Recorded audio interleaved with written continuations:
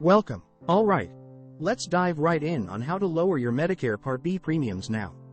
Did you know that most Americans getting Medicare will spend at least $174.70 in 2024 on Medicare Part B premiums? Stay tuned to find out how you can start saving on these costs.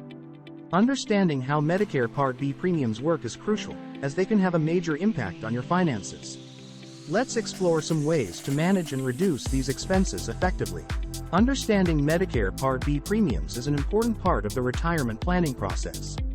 While a person usually isn't eligible for Medicare until age 65, their income at age 63 determines the premium rate they pay during their first year of coverage. The Medicare Part B premiums will be based upon your income.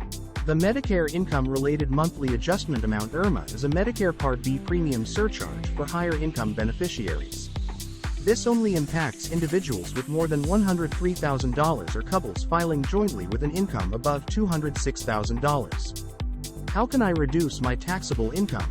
There are a number of steps you can take to reduce your taxable income. For example, you can contribute the maximum to a 401k account if you have one at work and/or contribute to an individual retirement account (IRA) if you have a high-deductible health insurance plan at work and you open a health savings account (HSA). HSA contributions made by payroll deduction are excluded from your taxable income. A flexible spending account (FSA) can also help to reduce your taxable income.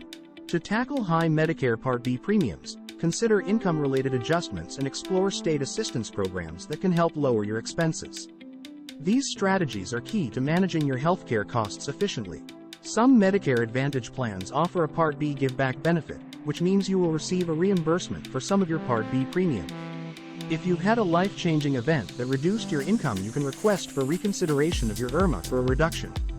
If you experience one of the following life-changing events: getting married, becoming a widow, widower, getting divorced, losing income-producing property, having work hours reduced, or retiring, losing certain types of pension income, receiving an employer settlement due to the company's bankruptcy or reorganization.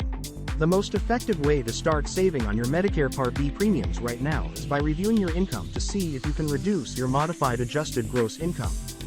The SSA calculates your income based on your MAGI, so whether you'll have to pay IRMA depends on your MAGI. Don't hesitate to seek professional advice to ensure you're getting the best possible rates.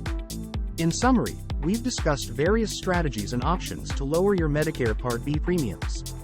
By taking control of your finances and exploring available resources, you can successfully reduce your healthcare expenses. If you found these tips helpful, make sure to like and share this video with others who may benefit from this information. Don't forget to subscribe for more valuable insights on managing your healthcare costs. Thanks for watching.